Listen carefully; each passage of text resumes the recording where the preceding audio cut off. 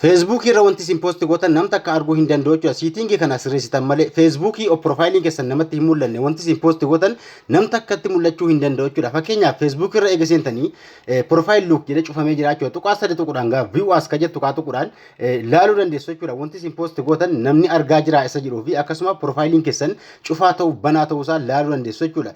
Kana eega laaltanii kaatanii gaa yoo cufaa ta'e haala kamiin keessan irraa kaasuu dandeessan. Dudduubatti deebi'uudhaan gaa Facebook keessarraa ni seentu irraa kaasuudhaaf jechuudha. Haala kanaan egaa Facebook irra seentanii tuqaa sadii ni tuqxu profiilii keessan tuquudhaan gaa tuqaa sadii kana ni tuqxu yeroo takkaaf profiilii keessan jira jechuudha. Achi gaa haala kanaan asirratti unlock profile ka jedhu tuquudhaan gaa hammallee zero profile ka jedhu ni jira. Sana osoo hin taane mallattoo qulfii isaanii tuqxu jechuudha. Unlock ka jettu sana mallattoo qulfii tuquudhaan unlock ka jettu yeroo isin tuqxan amma asirratti gurraachee jira malee irraa ka'ee jira jechuudha.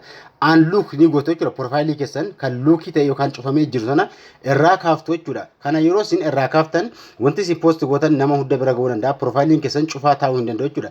Kanaafuu gaa kana irraa kaasuu qabdu. Fakkeenyaaf haala kanaan arguu mul'atu gaa kana ammallee mallattoo qulfii dhabuudhaan gaa hamma asirratti unlock jedhee jira ganjallaa kaa dhufuudhaan gaa unlock profile ka jedha kaa tuquudhaan profiilii keessan akka inni cufamee jiru yookaan irraa kaasuu dandeessu hamma irraa ka'ee jira jechuudha haala kanaan. Haala kanaan nama okay gochuun dubbatti deebinee haa ilaallu jechuudha. Hamma irraa ka'ee jira jechuudha Facebookii ka duraan cufamee jiru irraa bahee jira jechuudha. Tuqaa sadeen tuquudhaan haa ilaallu mee profiilii tuqaa sadeen kaa tuquudhaan gaa view as ka jette kaa tuquudhaan nama biraatti haala kamiin ka inni mul'atu nama biraatti haala kanaan akka inni itti mul'atu nama birootti jechuudha. Haala kanaan laaluu dandeessu jechuudha. Profiiliin keessan namni biraa haala kamiin akka ilaalaa jiru tuqaa sadeen yookaan view as ka jettu tuquudhaan laaluu dandeessu. Ammallee achirraa bakka view as jette kaa tuquudhaan laaluu dandeessu jechuudha. Look profile ta'ee jira. Achirra eega tuqxanii Facebook irraa hamma namni biraa haala kamiin akka argaa jiru laaluu dandeessu jechuudha. Fakkeenyaaf gaa haala kanaan amma profiilii keessan jedhanii jiru. Profiilii keessan tuquudhaan gaa tuqaa sadeen sana yeroo isin tuqxanu tuqaa sadeen tuquudhaan gaa view as ka jette tuquudhaan profiiliin keessan banaa ta'uu dhiisu ta'uu haala kan laaltu nama biraatti amma kun foolootu mul'ataa jira.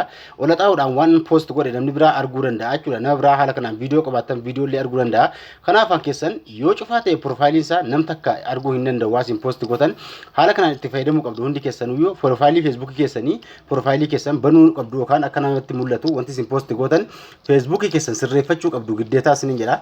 Kanaafuu gaa haala kanaan itti fayyadamaa isin jedha. Namoonni Facebook keessan ilaalin irra galaa barnoota hedduu jira. Channel YouTube kooti jala galu anga YouTube channel yookaan YouTube application irra eega seentanii channel YouTube kooti argachuudhaaf gaa Abduu Oro yoo jettanii barsiisan isinii baha. Channel YouTube kooti kana gaa subscribe gochuu hin dagatinaa warri haaraa taatan viidiyoo hedduu agarsiisan jira. Viidiyoo kana jala galaa irraa baradhaa isin jira. Barnoota tokko keessaa waan isinii galuu jiraate komentii na barreessaa. Viidiyoo laayikii tuqaa namoota hedduu bira akka ga'u share gochuu hin dagatinaa. Gaafii qabaattan komentii na barreessaa isin jira. Nagaan tura.